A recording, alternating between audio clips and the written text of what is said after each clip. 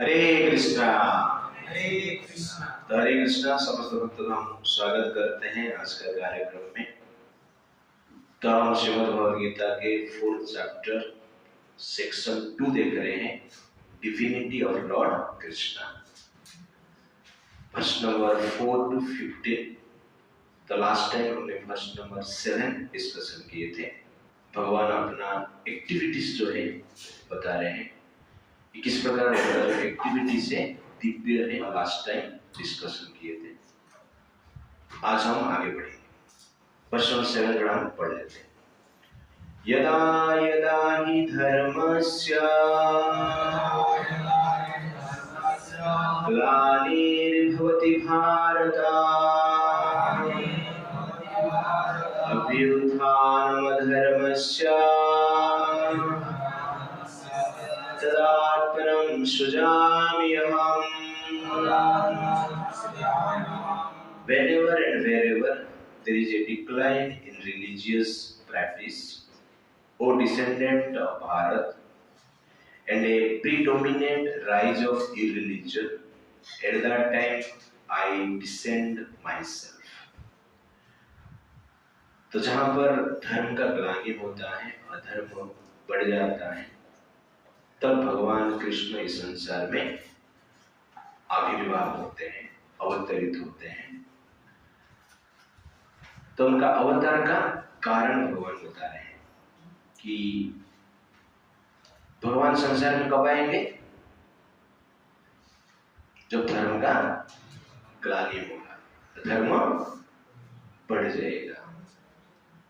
इसलिए भगवान को संसार में लाने के लिए धर्म का ग्लानि होना चाहिए, लेकिन अधर्म बढ़ना चाहिए। पर भगवान जनरली यहाँ पर कहते हैं कि संसार में वो क्यों आते हैं, उसका पर्पस क्या है। तो लास्ट टाइम ये वर्ष हमने डिस्कशन किया था डिटेल्स में। तो यहाँ पर कहते हैं कि धर्म जब वो नष्ट हो जाता है, अधर्म जब वो बढ़ जाता है, तब मैं आता हूं। तो वास्तव में धर्म नष्ट मतलब क्या है, अधर्म बढ़ गया है, इसका अर्थ क्या है? वास्तव में भगवान आकर इस संसार में एग्जैक्टली क्या करते हैं? That is verse number 8। परित्राणाय साधूनां विनाशाय च दुष्कृतां धर्म संस्थापनार्थाय संभवामि युगे युगे। To deliver the pious and to annihilate the miscreants, as well as to re-establish the principles of religion, I myself appear millennium after millennium. परित्राणाय साधुना, साधुओं का रक्षा करने के लिए, विनाशाय च दुष्कृतां, असाधु राक्षस जो है उनका विनाश करने के लिए, बद्ध करने के लिए, धर्म संस्थापनार्थाय संभवामि युगे युगे, धर्म को स्थापन करने के लिए प्रति युग में मैं जन्म लेता हूं, अवतार लेकर इस संसार में आता हूं। तो भगवान यहाँ पर अपना 3 रिस्पॉन्सिबिलिटी बता रहे हैं, 3 कार्य भगवान करते हैं, संसार में जाते हैं। पहला कार्य परित्राणाय साधुना, साधु का रक्षा करते हैं। सेकंड कार्य विनाशाय च दुष्कृतां, जो राक्षस प्रकृति के लोग हैं, नेगेटिव मेंटालिटी के साथ संसार में जीते हैं, ऐसे लोगों को मैं विनाश करता हूं। और उसके साथ साथ धर्म का जो सिद्धांत है उसको मैं एस्टैब्लिश करने के लिए अपना जीवन में उसको आचरण करता हूं। ये कार्य करने के लिए भगवान हर युग में आते हैं। तो संसार में धर्म का ग्लानि का अर्थ है असाधु की संख्या बढ़ जाना, राक्षस की संख्या बढ़ जाना। संसार में धर्म उत्तम स्तर पर है, इसका अर्थ है कि साधु का संख्या बढ़ जाता है। इसलिए जो साधु है धर्म का प्रतीक है और जो असाधु है धर्म का प्रतीक है। ये धर्म और अधर्म बुक में नहीं है, ये धर्म और अधर्म मनुष्य का विचार में है, आचरण में। जब साधु का आचरण संसार में बढ़ता है, साधु का विचार बढ़ता है तो धर्म बढ़ता है। असाधु का आचरण, असाधु का विचार बढ़ता है तब वो अधर्म बढ़ता है और कुछ नहीं। तो धर्म अधर्म मनुष्य का विचार और आचरण में है। तो साधु कौन है? कोई साधु परित्राणाय साधूनां, साधु का रक्षा करने के लिए भगवान आते हैं। तो साधु कितना इंपॉर्टेंट आप सोचिए। साधु का रक्षा किया जाता है। किसका रक्षा किया जाता है? जिसका मूल्य है, जो वैल्यूएबल है, जो इंपॉर्टेंट है, उसका रक्षा किया जाता है। और साधु का रक्षा कौन करता है? भगवान करते हैं, साधारण सिक्योरिटी गार्ड नहीं। ओके ना? भगवान साधु का रक्षा करने के लिए आते हैं। यहाँ पर भगवान ऐसा नहीं बोलते मैं धन का रक्षा करने के लिए आता हूँ, गोल्ड का रक्षा करने के लिए आता हूँ, डायमंड का रक्षा करने आता हूँ, घर का रक्षा करने के लिए आता हूँ, देश का रक्षा करने के लिए आता हूँ। मैं किस लिए आता हूँ? साधु का रक्षा करने के लिए आता हूँ। तो साधु का गार्ड कौन करता है? भगवान करते हैं। तो साधु कितना इंपॉर्टेंट है आप विचार कीजिए। हमारे लिए गोल्ड इंपॉर्टेंट है, डायमंड इंपॉर्टेंट है, पावर पोजीशन इंपॉर्टेंट है, प्रॉपर्टी इंपॉर्टेंट है, मान सम्मान इंपॉर्टेंट है। लेकिन भगवान के लिए इंपॉर्टेंट क्या है? साधु। भगवान के लिए इंपॉर्टेंट साधु है और हमारे लिए साधु इंपॉर्टेंट है ही। बाई चांस मिल गए रास्ते पे, प्रभु जी बुला रहे हैं इसलिए आगे बैठना पड़ता है, सुनना पड़ता है। लेकिन भगवान यहाँ पर क्या कह रहे हैं कि साधु का रक्षा करने के लिए आ रहे हैं। इस स्टेटमेंट से पता चलता है कि साधु कितना इंपॉर्टेंट। भगवान के लिए जो इंपॉर्टेंट है, जिसका भगवान रक्षा करते हैं, मनुष्य उसको नेग्लेक्ट करते हैं। ये दुर्भाग्य है। कोई साधु, साधु कौन है अभी बताइए, थोड़ा डिस्कशन करें। तो कोई साधु जो कि धर्म का 4 सिद्धांत को फॉलो करते हैं, उनको हम क्या कहते हैं?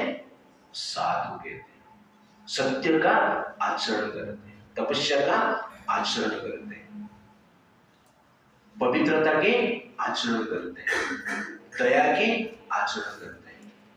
ये धर्म का 4 पिलर है और उसके साथ साथ धर्म का 10 सिद्धांत है। लास्ट टाइम डिस्कशन हमने किए थे पूरा। तो जो व्यक्ति धर्म का 10 सिद्धांत, धर्म का 4 पिलर को स्ट्रिक्टली फॉलो करता है, उसको क्या कहते हैं? साधु कहते हैं। साधु शब्द शुद्ध शब्द से आया है। शुद्ध, विशुद्ध, पवित्रता, प्योरिटी, प्योर। तो साधु मतलब जिसका चेतना शुद्ध है, जिसका चेतना प्योर है, जिसका चेतना 6 अनर्थ से परे है। Lust, anger, greed, pride, illusion, envy, negativity जिसके हृदय में, चेतना में नहीं रहता है, उसको हम क्या कहते हैं? साधु कहते हैं। सड़ दोष को जो मार दिया है, सड़ दोष मतलब 6 अनर्थ, सड़ दोष को जो बद्ध कर दिया है, सड़ दोष से जो मुक्त है, उसको हम क्या कहते हैं? साधु कहते हैं। और जो भगवान कृष्ण का भक्ति करता है, सड़ दोष से मुक्त होकर जो कृष्ण भक्ति करते हैं, वो कौन है? साधु है। पर संसार में जो धार्मिक आचरण करता है, बिहेवियर करता है, वो साधु है। तो pure consciousness, pure behaviour, pure भक्ति जो व्यक्ति करते हैं उसको हम क्या कहते हैं? साधु कहते हैं। तो आप लोग में से कितने लोग साधु? कोई साधु है? आप भी साधु हैं। क्यों? आप शुद्ध होने के लिए प्रयास कर रहे हो, प्रयत्न कर रहे हो। वॉशिंग मशीन के भीतर ऊपर नीचे हो रहे लेकिन तो हमारा ट्रीटमेंट चालू है, शुद्धिकरण चालू है, इसलिए हम बोले साधु। जैसे कि डॉक्टर्स है, जो मेडिकल कॉलेज में जो स्टूडेंट है उनको भी लगभग डॉक्टर माना जाता है, राइट ना? पास नहीं हुआ है अभी तक, फेल होने का चांसेस ज्यादा है लेकिन फिर भी उनको डॉक्टर माना जाता है, क्योंकि वो मेडिकल डिग्री प्राप्त करने की प्रोसेस में प्रैक्टिस उसको कर रहे हैं, इसलिए उनको भी डॉक्टर माना जाता है। आगे जाके डॉक्टर निश्चित रूप से बनेंगे। ठीक उसी प्रकार अभी जो हम हैं साधु है, साधु बनने के लिए प्रयास कर रहे हैं, साधु बनने की प्रोसेस में। तो जिसके पास नॉलेज है, शास्त्र का नॉलेज है, वेद का नॉलेज है, धर्म का नॉलेज, वो साधु नहीं है। नॉलेज होने से साधु नहीं होते। जैसे रावण के पास भी नॉलेज था, वेद शास्त्र का नॉलेज था, भगवान शिव जी का स्तोत्र रावण ने लिखा है, उस स्तोत्र को आजकल लोग भी पढ़ते हैं, गाते हैं, लेकिन रावण को कोई साधु नहीं मानता है। इसलिए केवल नॉलेज रहने से व्यक्ति साधु नहीं होता है, जब नॉलेज का एप्लीकेशन होता है तब व्यक्ति साधु बनता है। नॉलेज तो कभी कभी तोते के पास भी होता है, लेकिन पैरट को भी आप टीचिंग देंगे, ट्रेनिंग देंगे, तो पैरट भी श्लोक याद करेगा, बोल सकता है, ठीक है, लेकिन प्रैक्टिकल एप्लीकेशन नहीं कर सकता है। वैसे हम तोता जैसे नॉलेज ग्रहण नहीं करना चाहिए। नॉलेज चाहिए, लेकिन उसको अप्लाई करना चाहिए। किसके घर में ग्रेन्स भरपूर है, वेजिटेबल्स भरपूर है, फ्रूट्स भी भरपूर है, लेकिन वो खाता ही नहीं। ग्रेन्स तो है, वेजिटेबल्स तो है, फ्रूट्स तो है, लेकिन जब तक खाएगा नहीं तब तक भूख नहीं मिटेगा। गोड़ा में भरा है, खाने के बाद ही भूख मिटता है। वैसे नॉलेज गोड़ा में भरा है, दिमाग में भरा है, श्लोक रट्टा मारा है, एक्सप्लेनेशन अच्छा दे रहे हैं, लेकिन खाया नहीं आज तक, एप्लीकेशन नहीं किया। तो साधु हम बनेंगे जब जीवन में धार्मिक ज्ञान को अप्लाई करेंगे, तो जब हम क्या बन पाएंगे? साधु बन पाएंगे। जब आहार लेंगे शक्ति मिलेगी, स्फूर्ति आएगा। तो ठीक उसी प्रकार जब धार्मिक ज्ञान है, वेद शास्त्र का नॉलेज है, अप्लाई करेंगे जीवन में, उसके अनुसार हम जिएंगे, तब जाकर हम क्या बनते हैं? साधु बनते हैं। ऐसे साधु को परित्राणाय साधुना, उनको रक्षा करने के लिए भगवान आते हैं। कभी कभी हम पूछते, भगवान हमारी रक्षा करने के लिए आते ही नहीं, तो हमें सोचना चाहिए हम साधु है या नहीं, ये विचार करना चाहिए। तो साधु को रक्षा करने के लिए भगवान गोलोक से धरती पर आ जाते हैं। क्यों आ जाते हैं? क्योंकि साधु का इंपोर्टेंस है समाज में। क्या इंपोर्टेंस है साधु का? तो साधु समाज के लिए शुद्ध जीवन का आधार है। जैसे ये संसार में प्लांट है, वृक्ष है, जीवन का आधार है। वृक्ष नहीं है तो मनुष्य जी नहीं सकता है। वृक्ष में आहार देता है और उस आहार को ग्रहण करके हम जीवन ग्रहण करते हैं।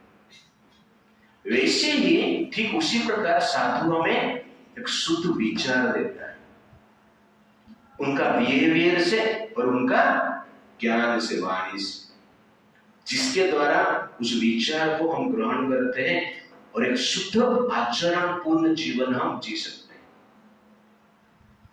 तो प्लांट नहीं है तो जीवन नहीं, वैसे साधु नहीं है तो शुद्ध जीवन नहीं। तो जितना हमारे लिए प्लांट्स इंपॉर्टेंट है, उतना साधु भी इंपॉर्टेंट है। पेड़ ही जीवन है, plant is life, Sadhu is life. ये जानना अत्यंत आवश्यकता है। तो protection of plant means protection of life, human life. Similarly, protection of sadhu means protection of peace, culture in the society, purity in the society. तो plant oxygen भी देता है, लेकिन किसको पता नहीं। जब तक हम साइंस पढ़ा नहीं था तब तक हमें पता नहीं था कि प्लांट ऑक्सीजन दे रहा है। जिसे कि आजकल पता चल रहा है लोगों को कि वट वृक्ष से ऑक्सीजन अधिक आता है। 24 आवर वट वृक्ष ऑक्सीजन देता है, तुलसी प्लांट 24 आवर ऑक्सीजन देता है। ये हम सुन रहे हैं, पता अभी चल रहा है, तब जाकर हम देते इंपोर्टेंट देता है। प्लांट को बचाना चाहिए, वट वृक्ष को बचाना चाहिए, तुलसी प्लांट को बचाना चाहिए। ऑक्सीजन देता है पता नहीं चलता, हमें सिर्फ पता है कि प्लांट मतलब फल देता है, ग्रेन्स देता है, फ्रूट्स देता है, ऑक्सीजन देता है, दिखता नहीं ना। वैसे ही साधु हमें एक प्रकार की शुद्ध विचारधारा देता है, लेकिन हमें उसका इंपोर्टेंट पता नहीं चलता है, इसलिए साधु को नेग्लेक्ट किया जाता है। साधु का इंपोर्टेंट आपको पता चलेगा जब कोई भारतीय वेस्ट में जाता है। वेस्टर्न वर्ल्ड में आप जाएंगे तो साधु का इंपोर्टेंट वेस्टर्न वर्ल्ड में आप अनुभव कर पाओगे। प्लांट्स ऑक्सीजन देता है करके हम कभी अनुभव करेंगे जब सफोकेशन हो, ऑक्सीजन अभाव हो। तो वेस्टर्न वर्ल्ड में आप जाएंगे, वहां का जो लाइफस्टाइल है नीच पशु प्रकृति का लाइफस्टाइल है। उस लाइफस्टाइल को देखकर आपको पता चल जाएगा कि भारत कितना अच्छा है। क्यों अच्छा है? क्योंकि यहाँ पे प्लांट है, ऑक्सीजन प्लांट है, यहाँ पे साधु है। तो प्रेजेंस ऑफ साधु कितना इंपोर्टेंट आप सोचिए। भारत में साधु है इसलिए आज भी मैरिज लाइफ है, भारत में साधु है इसलिए आज भी परिवार है, भारत में साधु है इसलिए आज भी लोग परस्पर के प्रति रेस्पेक्टफुल बिहेवियर करते हैं। भारत में साधु है इसलिए भारत में आज भी वेजिटेरियन है। पूरा वर्ल्ड में एक ही देश है जहां पर सबसे अधिक वेजिटेरियन जी रहे हैं। वो क्या है? वो कौन सा देश है? भारत। पूरा वर्ल्ड में भारत में 1% डिवोर्स है। क्यों? साधु है। ये साधु का इंपोर्टेंस है। इसलिए साधु साधारण नहीं है।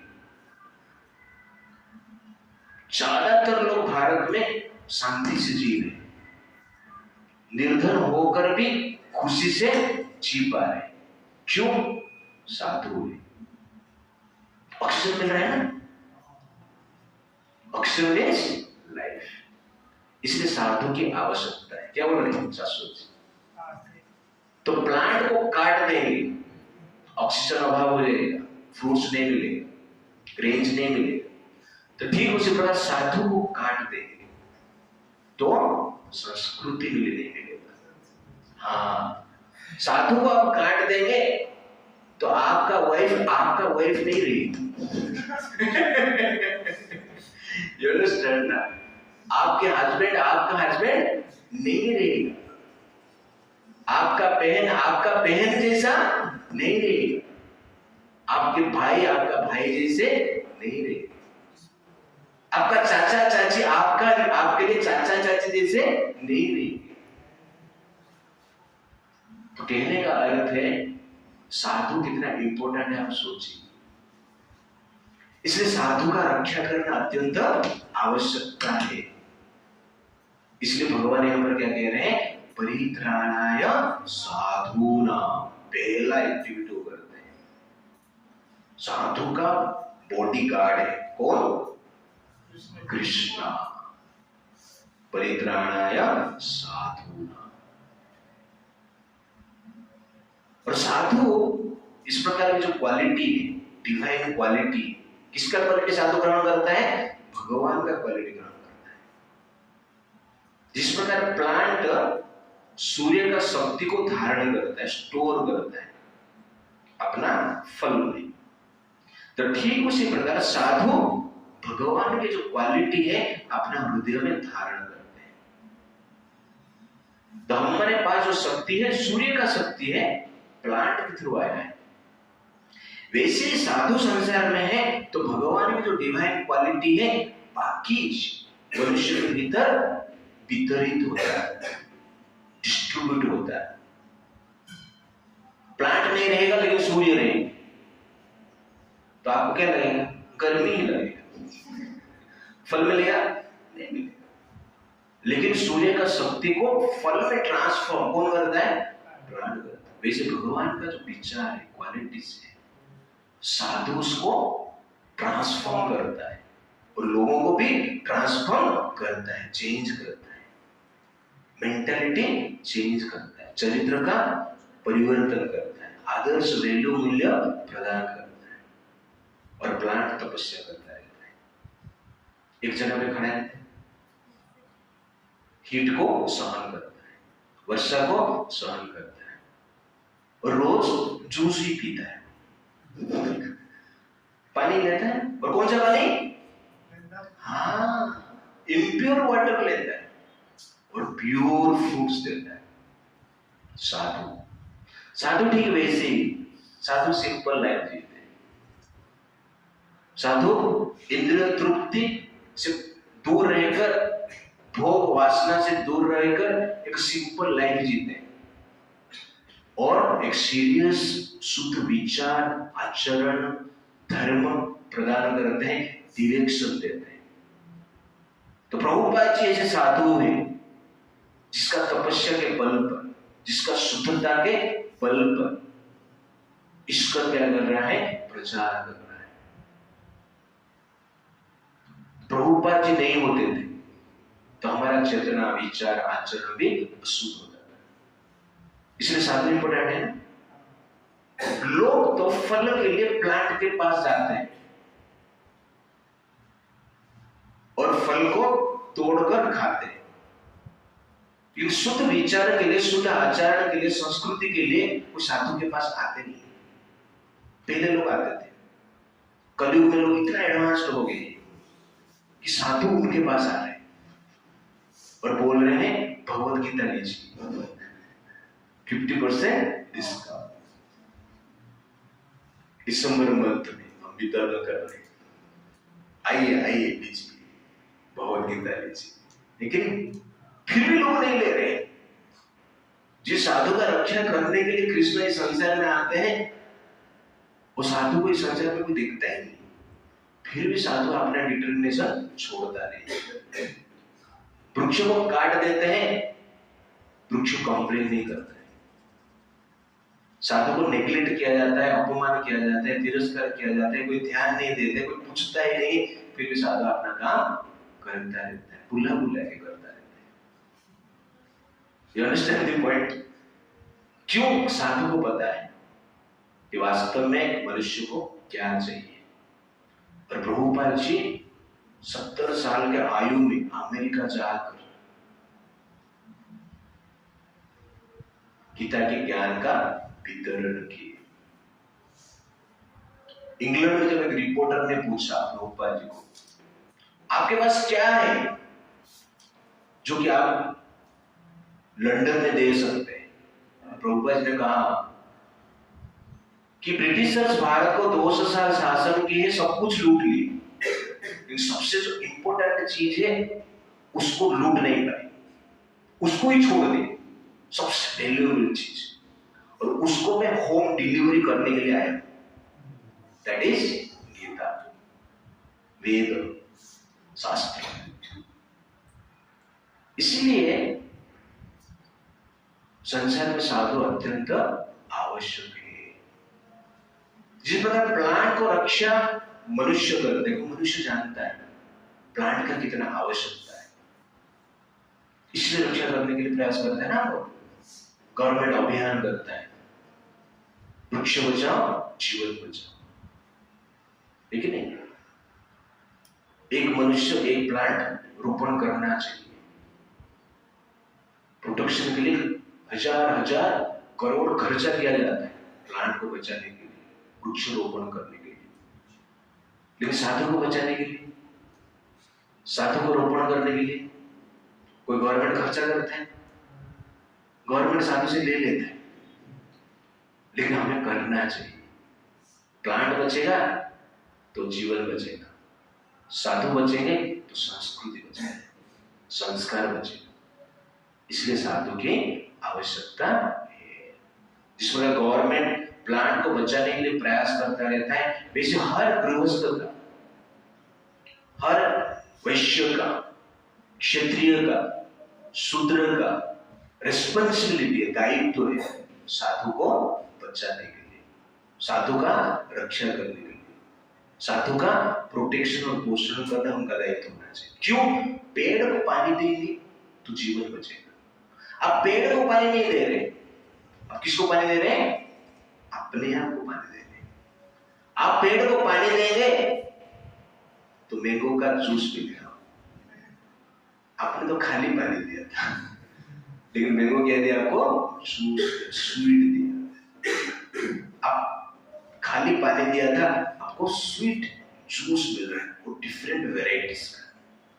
वैसे साधु को प्रोटेक्ट करेंगे तो जीवन में पीसफुल लाइफ जी सकते हैं, शांति से हम जी सकते हैं। इसलिए भगवान कहते हैं परित्राणाय साधूनां विनाशाय च दुष्कृतां। नेक्स्ट टाइम देखेंगे तो पता चल गया साधु कितना इंपॉर्टेंट है।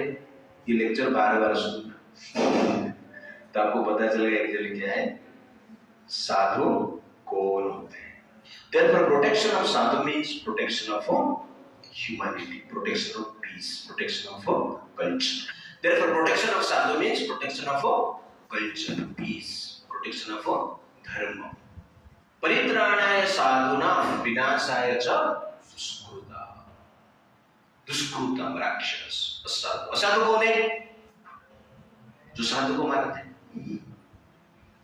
जो साधु के विचार के अगेंस्ट में जीते हैं और जीने के लिए लोगों को प्रेरित करते हैं, उसको कहते हैं असाधु।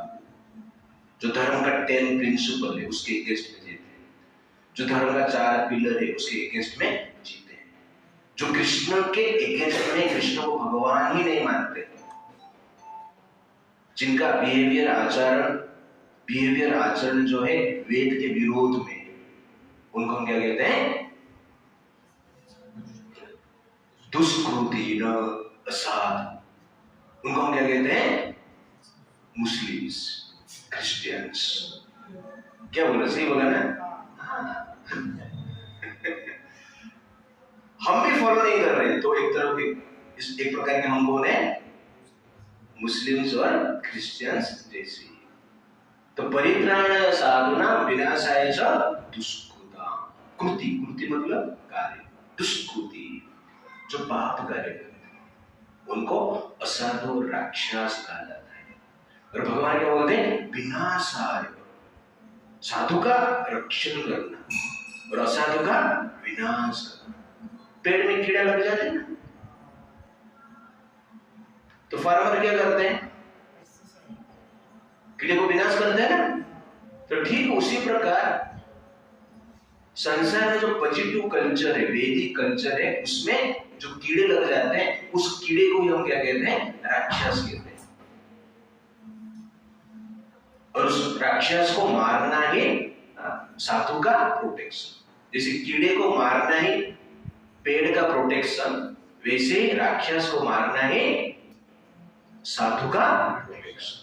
आप कहोगे कि साधु भी जिएंगे और राक्षस भी जिएंगे, दोनों एक साथ साथ जिएंगे, सबका जीने की अधिकार है, तो आपका जीने के लिए अधिकार आपको छोड़ना पड़ेगा, क्योंकि उनका जीने का आधार ही आपका जीवन, राइट ना। तो आप बोलो राक्षस का भी प्रोटेक्शन हम करेंगे, माइनॉरिटी भत्ता भी देंगे और सनातन धर्म को भी बचाएंगे, माइनॉरिटी मिनिस्ट्री भी बनाएंगे और सनातन धर्म को भी बचाएंगे, ऐसा होता नहीं। साधु का पोषण करेंगे, असाधु का पोषण करेंगे, और साधु लाइफस्टाइल संसार में दिखना चाहिए, रेप रुकना चाहिए, मर्डर रुकना चाहिए, करप्शन रुकना चाहिए, अन्याय अत्याचार रुकना चाहिए, होगा ऐसा नहीं। आप कहोगे कि संभाजी भी हमें चाहिए और औरंगजेब भी हमें चाहिए, होगा नहीं। औरंगजेब कीड़ा जैसे, वृक्ष को, पेड़ को खाने वाले, नष्ट करने वाले, वैसे ये दुष्कृति में जो है राक्षस प्रकृति के लोग हैं, संभाजी महाराज जैसे, शिवाजी महाराज जैसे साधु प्रकृति के व्यक्ति के विरोध में कार्य करने वाले, और कभी कभी सक्सेस भी हो जाते हैं। क्यों? क्योंकि समाज उनको साथ नहीं देता है। संभाजी महाराज को मारा गया इसलिए कि उनके जो सपोर्टर्स थे उनके अगेंस्ट में कार्य किए। पृथ्वीराज चौहान को मार दिया गया इसलिए क्योंकि जयचंद्र उनके अगेंस्ट में, ससुर ही उनका, पृथ्वीराज चौहान का ससुर है, ससुर ही असुर बन गए उनके। इसलिए साधु को मारने के लिए असाधु संसार में प्रयत्नशील होते हैं, उनका जन्म ही इसलिए, कीड़े उसमें ही पैदा होते हैं, प्लांट को नष्ट करने के लिए, पौधे को नष्ट करने के लिए। इसलिए कीड़े को मारना ही प्लांट का प्रोटेक्शन है, रक्षा है। वैसे साधु को रक्षा करने का अर्थ है असाधु का विनाश करना है। इसलिए भगवान श्री कृष्ण क्या बोलते हैं, विनाशाय च दुष्कृतिनः। आप बोल नहीं सकते हम असाधु को भी प्रोटेक्शन करेंगे, साधु को भी प्रोटेक्शन करेंगे और उसके साथ साथ साधु कल्चर संसार में बढ़ता जाएगा, नहीं होगा, होगा ऐसा असंभव। इसलिए धर्म का रक्षा करना मतलब दो चीज एक साथ चलना चाहिए, साधु का रक्षा, असाधु का विनाश, राक्षस का विनाश। केवल साधु का रक्षा का सोचते रहेंगे और असाधु को भी रक्षा करते रहेंगे, कीड़ों को भी खाना देते रहेंगे और उसके साथ साथ प्लांट को फर्टिलाइजर देते रहेंगे, तो क्या होगा, कीड़ा क्या करेगा, प्लांट को। इसलिए भगवान यहाँ पर कहते हैं परित्राणाय साधूनां विनाशाय च दुष्कृतम्। ये आवश्यकता है, अत्यंत आवश्यकता है, ये एसेंशियल है। तो कलयुग में ये प्रॉब्लम है, कलयुग में सब लोग क्या है, लोकतंत्र, यू अंडरस्टैंड ना। तो लोकतंत्र में लोगों का रक्षा करना चाहिए, कैसे भी होने, सब अपना अपना धर्म फॉलो करेगा, अपना अपना धर्म के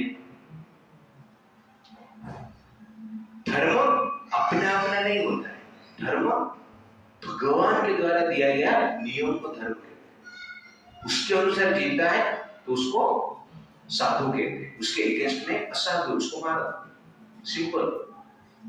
मार देना ही समाधान है, माफ नहीं करना है। इस प्रकार रोग को आप माफ नहीं कर सकते, बैक्टीरिया वायरस को आप माफ नहीं कर सकते। एक ही कैंसर सेल जिंदा है तेरा शरीर में, तो पहले जब आया था ना लाखों कैंसर सेल थे, अभी हमने ट्रीटमेंट करके एक ही जिंदा है, तो साधु है ना, थोड़ा दया करो उसके ऊपर। एक कैंसर सेल छोड़ देंगे आप तो क्या होगा, फिर से लाखों देंगे और फिर आपको मार देंगे। इसलिए एक भी कैंसर सेल को छोड़ना नहीं चाहिए। इसलिए भगवान जहां पर भी आते हैं क्या करते हैं, जितने भी कैंसर सेल है सबको मार देते हैं।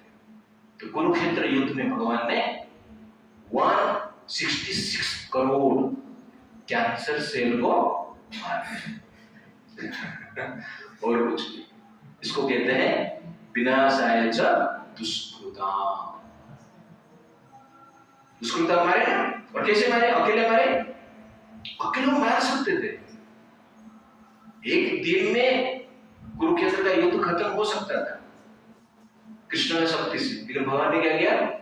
18 दिन लगाया। क्यों लगाया? भक्तों को काम पे लगाया। जो डिवोटी है केवल हरे कृष्णा चैंटिंग करने के लिए नहीं। अर्जुन तो वही बोल रहा था स्टार्टिंग में कि भगवान मेरा माला बाकी कंप्लीट नहीं हुआ है, मैं थोड़ा पेड़ के नीचे जाके चैंटिंग करता हूँ, आप युद्ध करो। भगवान क्या बोले? माला साइड में रख और भाला उड़। तो आवश्यकता है। तो व्यास ने वहां पर आके युद्ध नहीं किए, कोई साधु संत आकर वहां पे युद्ध नहीं किए, जो कि रिनाउंस लाइफ में है। युद्ध कौन किया? क्षत्रिय। तो क्षत्रिय को आप जप करने के लिए बोलिए, क्षत्रिय को भी धर्म का आचरण करने के लिए बोलिए, पूजा पाठ करने के लिए बोलिए, शास्त्र पढ़ने के लिए बोलिए, भगवत कथा सुनने के लिए बोलिए, लेकिन उसके साथ साथ ये नहीं बोलिए युद्ध करना है। नहीं तो वो भी बोलता है मेरा भी माला बाकी, मैं आज एक्स्ट्रा राउंड करूंगा। तो भगवान क्या बोलते हैं? एक्स्ट्रा राउंड मत करना और एक्स्ट्रा पावर के साथ फाइट करना, युद्ध करना। तो संसार में एक प्रकार की सबका एक स्थिति है, पोजीशन है, उनके अनुसार हमें डायरेक्शन देना चाहिए। तो ये जो गृहस्थ, ये जो क्षत्रिय, ये जो वैश्य, ये जो शूद्र, हमारा संसार में जो पोजीशन है उसके द्वारा हम धर्म के लिए क्या कर सकते हैं वो विचार करना चाहिए और वो कार्य करना चाहिए। तो हमारा शक्ति के अनुसार, स्थिति के अनुसार, वर्ण के अनुसार, आश्रम के अनुसार हमें परित्राणाय साधुना विनाशाय च दुष्कृताम् ये कार्य करना चाहिए। तो भगवान जब कहते हैं मैं धर्म स्थापना करने के लिए आता हूं, इसका अर्थ नहीं बाकी लोग सो जाओ,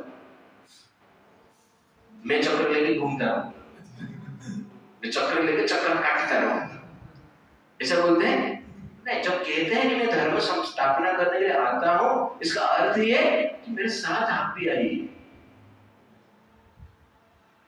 इसका अर्थ नहीं कि भगवान असहाय है, भगवान एक अपॉर्चुनिटी दे रहे हैं कि आप धर्म का आचरण कर रहे हैं क्या, धर्म के प्रति लालायत है क्या, मेरे प्रति आपका प्रेम है क्या।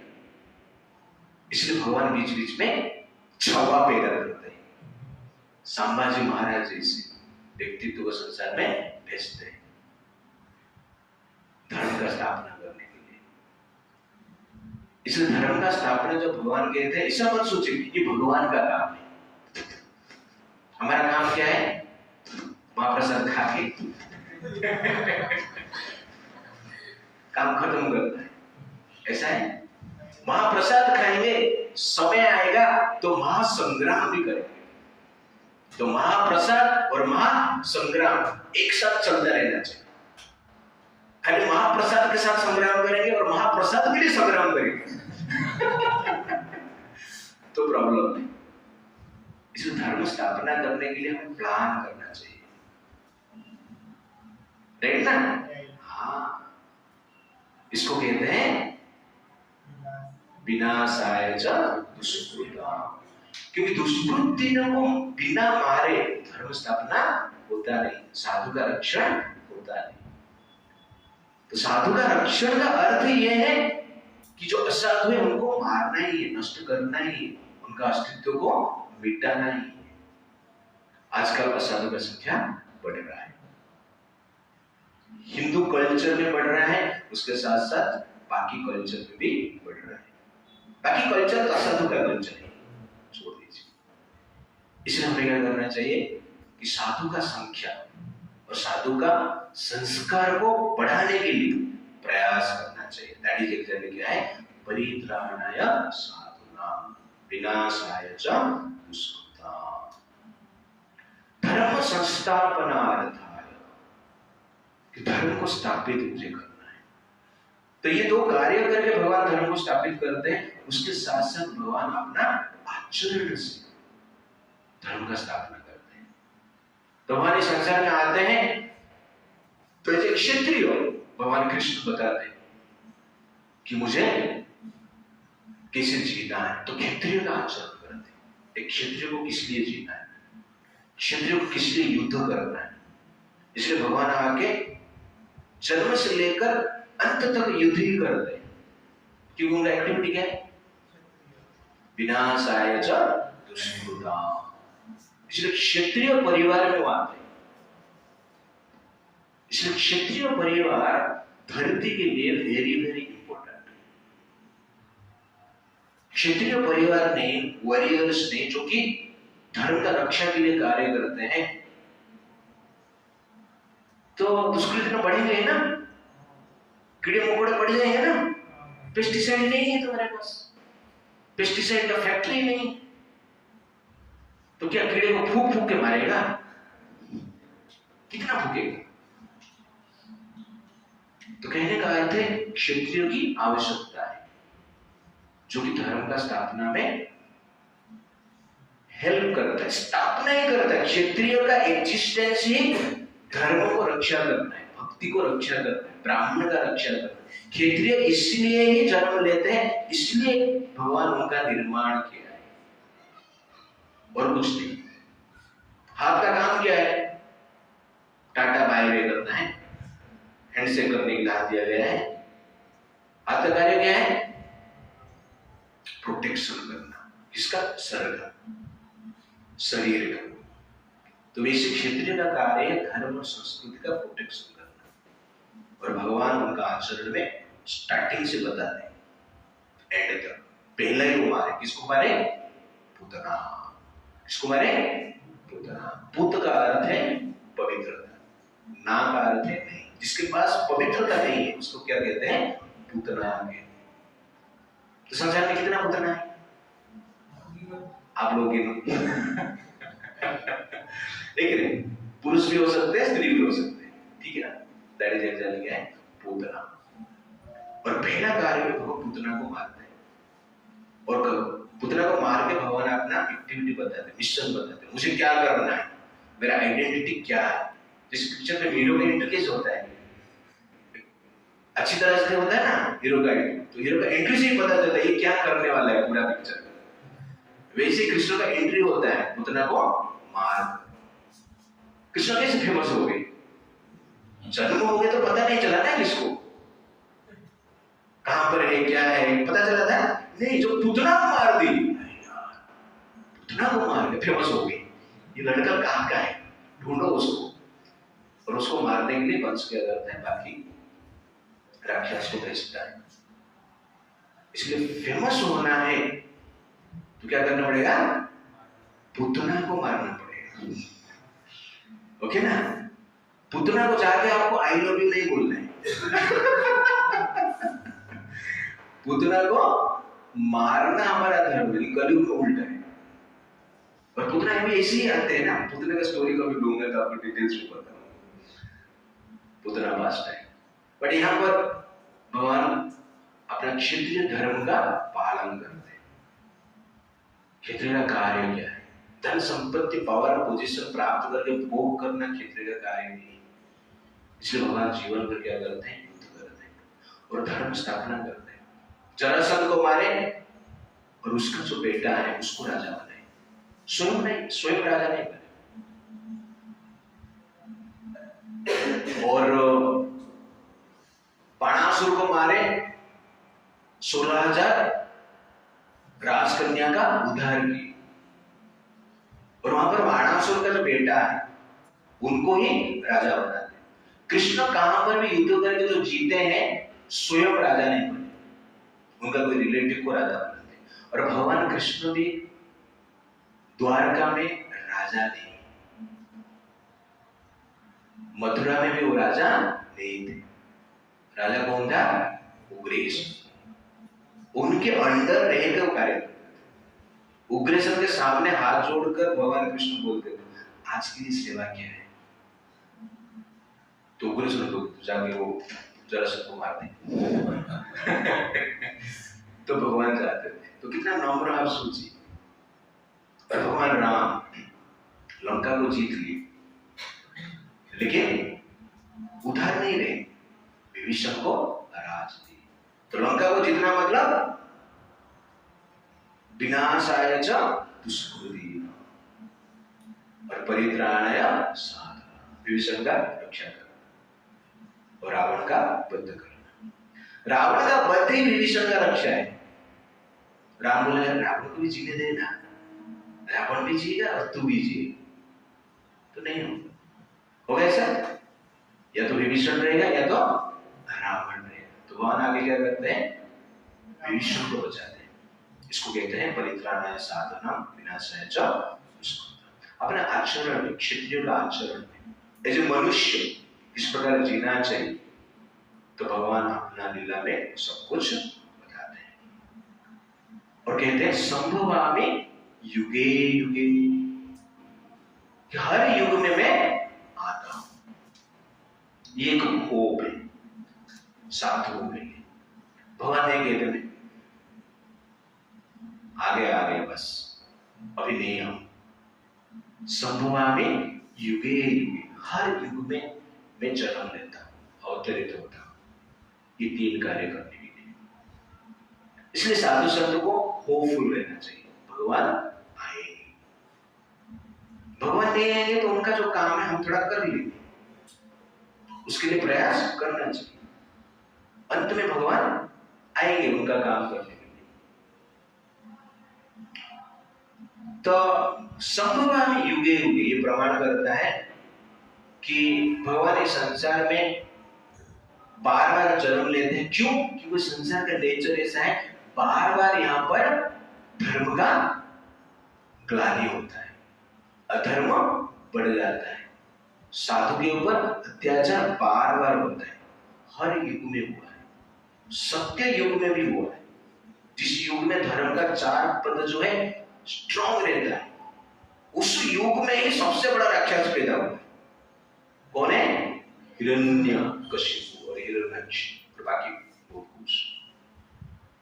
इसलिए आप सत्य युग में रहेंगे, त्रेता युग में रहेंगे, द्वापर युग में रहेंगे, कलयुग में रहेंगे, कलयुग में रहेंगे, असाधु मिलेंगे ही राक्षस मिलेंगे ही मिलेंगे। और राक्षस के बीच में रहकर ही साधु आचरण करना साधुता है, ये टेस्ट है।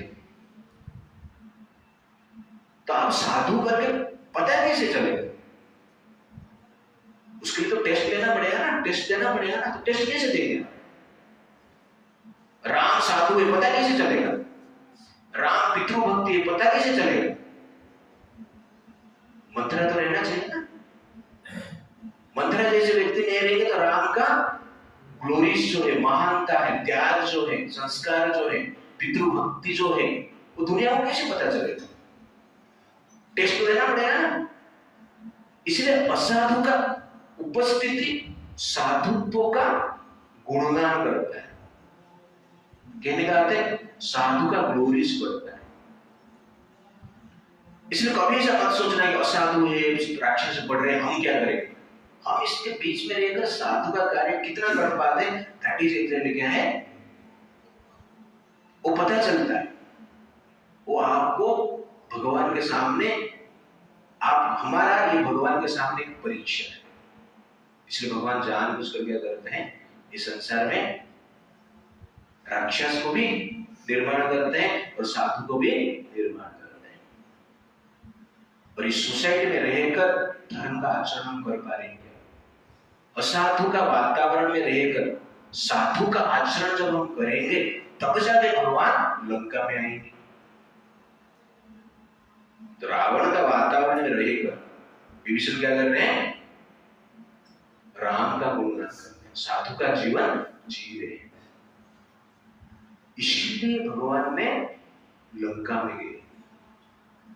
केवल सीता को हरण कर लिया रावण इसलिए नहीं, विभीषण शरण में है, विभीषण का भी रक्षा करता है। ऐसा एक व्यक्तित्व है, लंका में करोड़ों करोड़ों राक्षस है एक ही साथ। करोड़ों राक्षस के बीच में एक साधु जिंदा रहना कितना कष्ट रहेगा पता चल रहा है ना। आप इधर अकेले बैठे हो और मैं अकेले लेक्चर दूं, कौन है यार? गलत जगह पे होंगे आप सोचेंगे। तो संख्या जब हम देखते हैं, नंबर जब हम देखते हैं, तो हमारा थोड़ा उत्साह बढ़ता है, अच्छा लगता है, राइट ना? विभीषण का जीवन आप सोचिए, बचपन से लेकर अभी तक कितना वर्ष हो गया है, अकेले भगवान का नाम लेते थे, डेली 16 माला कम से कम वो करते थे, डेली भगवान का पूजा पाठ करते थे, डेली बिना कांदा रसों में भोग बना के भगवान को ऑफर करते थे और धार्मिक आचरण करते थे। ऐसे व्यक्तित्व को जो भगवान देखते हैं, भगवान वहां पे पहुंच जाते हैं विभीषण को बचाने के लिए, विभीषण को मिलने के लिए। तो वास्तव में रामायण में आप ध्यान से देखेंगे, भगवान राम ने विभीषण का रक्षा करने के लिए सब लीला की, सीता का हरण किए, हनुमान को भेजे कि विभीषण जैसे भक्त का रक्षा हो। एक भी भक्त रहेगा तो भगवान की अदालत वहां पे एंट्री करते हैं। You understand the point? तो इस प्रकार भगवान इस संसार में धर्म का स्थापना करते हैं, हर युग में आते हैं। तो सतयुग में हिरण्यकशिपु को मारने के लिए नरसिंहदेव के रूप में, तृतीय युग में रावण को मारने के लिए राम के रूप में, द्वापर युग में कंस को मारने के लिए कृष्ण के रूप में, और कलयुग में कल के अवतार आने वाले। और हमारे भीतर जो रावण, कंस, हिरण्यकशिपु मेंटालिटी है, राक्षस विचार है, उसको नष्ट करने के लिए चैतन्य महाप्रभु है, श्री कृष्ण चैतन्य महाप्रभु, जो कि भगवान कृष्ण स्वयं है। और हरे कृष्ण महामंत्र के द्वारा संसार में धर्म स्थापना करने के लिए भगवान यहाँ पर आए, और श्री प्रभुपाद इस मंत्र को लेके पूरा विश्व भर में प्रचार किए, और जिसके द्वारा धार्मिक वातावरण संसार में निर्माण हो रहा है। इसको कहते हैं धर्म स्थापना। तो प्रभुपाद जी ने धर्म स्थापना की है ना, तो इस धर्म स्थापना में हम भी कुछ कंट्रीब्यूट कर सकते हैं, और कर भी रहे हैं, और अच्छी तरह से हमें करना चाहिए। तो ये धर्म के लिए हम कार्य करते हैं। तो किसके लिए हम कार्य करते हैं? कृष्ण के लिए कार्य करते हैं। बहुत सारे बॉस के लिए हम कार्य करते हैं, मालिक के लिए कार्य करते हैं, सेवा करते हैं। तो वास्तव में कृष्ण के लिए जब हम कार्य करते हैं, तो कृष्ण हमें उनके स्थान पर जा लेकर आपको एक प्रकार की पावरफुल पोजीशन देते हैं, सेवा का अवसर देते हैं। इसलिए मनुष्य जीवन में हर प्रकार की बॉस के लिए तो कार्य करते हैं, लेकिन वास्तव में हमें किस लिए कार्य करना चाहिए? कृष्ण के लिए कार्य करना चाहिए। तो अपना तन मन धन जो भी, उसमें से हम कृष्ण के लिए क्या कर सकते हैं, ये धर्म स्थापना करने के लिए क्या कर सकते हैं, वो डिटरमाइन करता है कि हम साधु हैं या असाधु हैं। हरे कृष्णा कृष्णा कृष्णा हरे हरे, हरे राम राम राम हरे। तो नेक्स्ट टाइम हम देखेंगे, नेक्स्ट वर्स पढ़ लेते हैं। तो भगवान का ये जन्म और कर्म को जानने से क्या होता है? That is verse number 9। जन्म कर्म च मे दीप्यम् एवं यो वेति तत्त्वतः त्यक्त्वा देहं पुनर्जन्म न इति मामेति स्वार्जुन।